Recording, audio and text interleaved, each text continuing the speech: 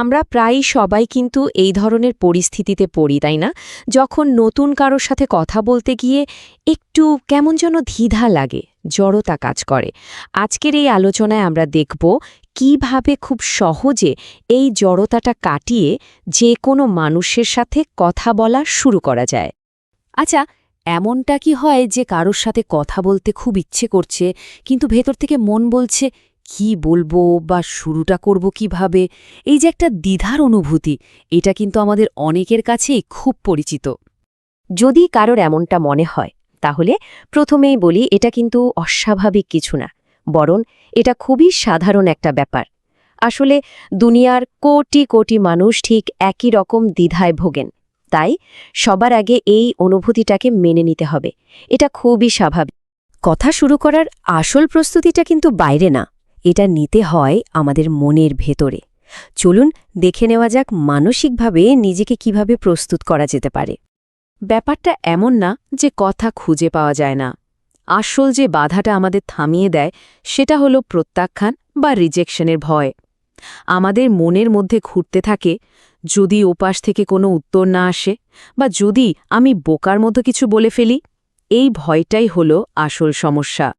এখানে দেখুন, মানসিকতার একটা ছোট্ট পরিবর্তন কিন্তু একটা বিশাল পার্থক্য করে দিতে পারে।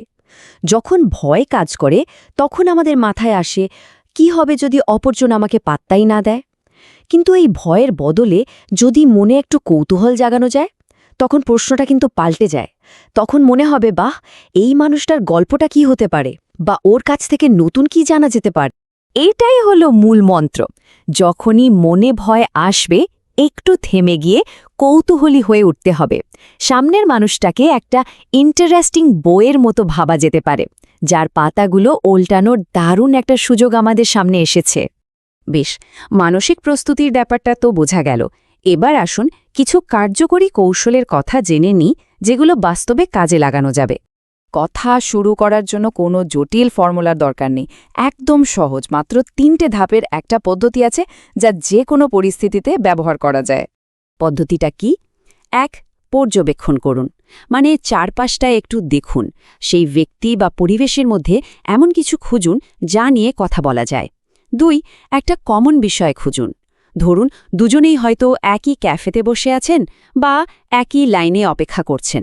আর 3 নম্বর এবং সবচেয়ে জরুরি ধাপটা হলো একটা খোলা প্রশ্ন করা। এখন কথা হলো, এই খোলা প্রশ্ন বা ওপেন এন্ডেড কোয়েশ্চেন জিনিসটা আসলে কি?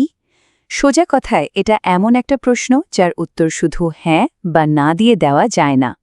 যেমন যদি জিজ্ঞেস করা হয়, অনুষ্ঠানটা ভালো লাগছে? উত্তর আসতে পারে হ্যাঁ, আর সেখানেই কথা শেষ। কিন্তু তার বদলে যদি জিজ্ঞেস করা হয়, এই অনুষ্ঠানের কোন জিনিসটা সবচেয়ে বেশি ইন্টারেস্টিং মনে হচ্ছে, তখন উত্তরটা কিন্তু বিস্তারিত হবে, আর সেখান থেকে কথা এগিয়ে নিয়ে যাওয়ার একটা সুযোগ তৈরি হবে। ওই 3 ধাপের পদ্ধতি ছাড়াও আরও কিছু ছোট ছোট কৌশল কিন্তু দারুণ কাজে দেয়। যেমন কারো কোনো কাজের বা পছন্দের আন্তরিকভাবে প্রশংসা করা, কিংবা খুব ছোটখাটো কোনো সাহায্য চাওয়া। ধরুন, এক্সকিউজ মি, ওয়াইফাই পাসওয়ার্ডটা কি বলতে পারবেন? এমনকি নিজের সম্পর্কে ছোট্ট কোনো একটা তথ্য দিয়েও কিন্তু কথা শুরু করা যায়। তো মানসিক প্রস্তুতি আর কৌশলগুলো তো জানা হলো, কিন্তু শুধু জানলেই তো হবে না, তাই না? জ্ঞান তখনই আসল শক্তি হয় যখন সেটাকে কাজে লাগানো হয়। সুতরাং এবার অনুশীলনের পালা। একটা কথা মনে রাখতে হবে, এটা পুরোপুরি একটা দক্ষতার মতো। সাইকেল চালানো যেমন শুধু বই পড়ে শেখা যায় না, চালালে তবেই শেখা হয়, ঠিক তেমনি কথা বলার জড়তা কাটানোর জন্য অনুশীলন দরকার। প্রথমবার হয়তো একটু অস্বস্তি লাগবে, কিন্তু যতবার চেষ্টা করা যাবে এটা ততটাই সহজ হয়ে যাবে। তাহলে পুরো আলোচনা থেকে মূল যে বিষয়গুলো উঠে এলো সেগুলো কি কি? 1. মানসিকতা বদলাতে হবে, ভয়কে সরিয়ে কৌতূহলকে জায়গা দিতে হবে। 2. ওই সহজ 3 ধাপের পদ্ধতিটা ব্যবহার করতে হবে। পর্যবেক্ষণ করা, কমন কিছু খোঁজা আর খোলা প্রশ্ন করা। আর সবশেষে শুরুটা করতে হবে ছোট ছোট পদক্ষেপ দিয়ে। তাই শেষ করার আগে একটা প্রশ্ন রেখে যাই। পরের বার যখনই কোনো নতুন মানুষের সাথে কথা বলার সুযোগ আসবে, তখন আজকের শেখা কৌশলগুলো কিভাবে কাজে লাগানো যেতে পারে একটু ভেবে দেখুন, কারণ পরের সুযোগটা হয়তো আমাদের ধারণার থেকেও অনেক বেশি কাছে।